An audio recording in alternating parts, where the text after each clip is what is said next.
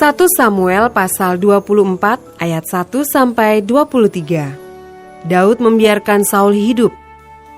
Daud pergi dari sana, lalu tinggal di kubu-kubu gunung di En-Gedi.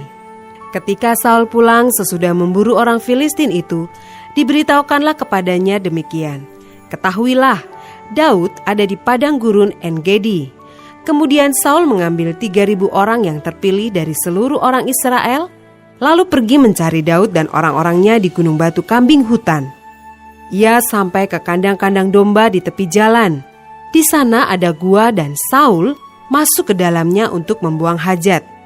Tetapi Daud dan orang-orangnya duduk di bagian belakang gua itu. Lalu berkatalah orang-orangnya kepada Daud, "Telah tiba hari yang dikatakan Tuhan kepadamu. Sesungguhnya aku menyerahkan musuhmu ke dalam tanganmu. Maka perbuatlah kepadanya apa yang kau pandang baik."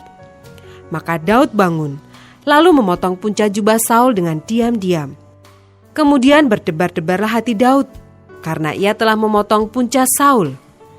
Lalu berkatalah ia kepada orang-orangnya, "Dijauhkan Tuhanlah kiranya daripadaku untuk melakukan hal yang demikian kepada tuanku, kepada orang yang diurapi Tuhan, yakni menjamah dia, sebab dialah orang yang diurapi Tuhan." Dan Daud mencegah orang-orangnya dengan perkataan itu.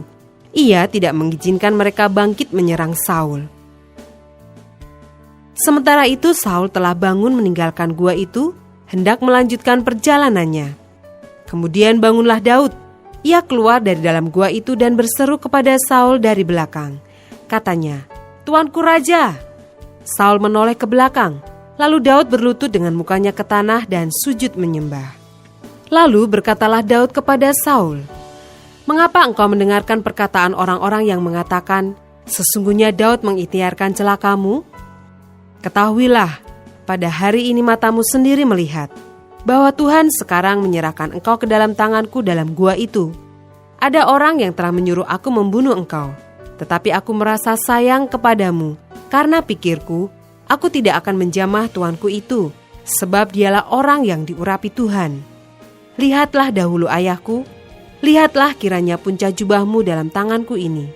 Sebab dari kenyataan bahwa aku memotong punca jubahmu dengan tidak membunuh engkau, dapatlah kau ketahui dan kau lihat bahwa tanganku bersih daripada kejahatan dan pengkhianatan, dan bahwa aku tidak berbuat dosa terhadap engkau. Walaupun engkau ini mengejar-ngejar aku untuk mencabut nyawaku, Tuhan kiranya menjadi hakim di antara aku dan engkau. Tuhan kiranya membalaskan aku kepadamu, tetapi tanganku tidak akan memukul engkau. Seperti peribahasa orang tua-tua mengatakan, dari orang fasik timbul kefasikan, tetapi tanganku tidak akan memukul engkau. Terhadap siapakah Raja Israel keluar berperang? Siapakah yang kau kejar? Anjing mati? Seekor kutu saja?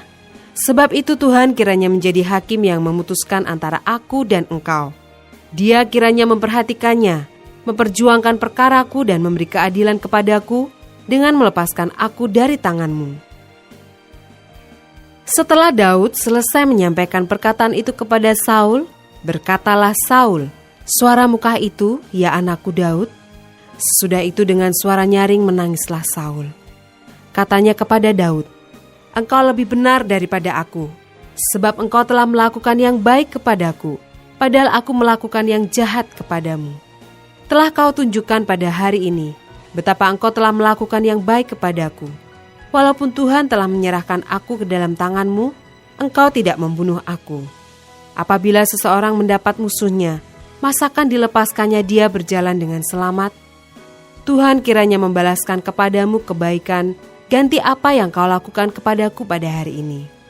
Oleh karena itu, sesungguhnya aku tahu bahwa engkau pasti menjadi raja, dan jabatan Raja Israel akan tetap kokoh dalam tanganmu. Oleh sebab itu bersumpahlah kepadaku demi Tuhan, bahwa engkau tidak akan melenyapkan keturunanku dan tidak akan menghapuskan namaku dari kaum keluargaku."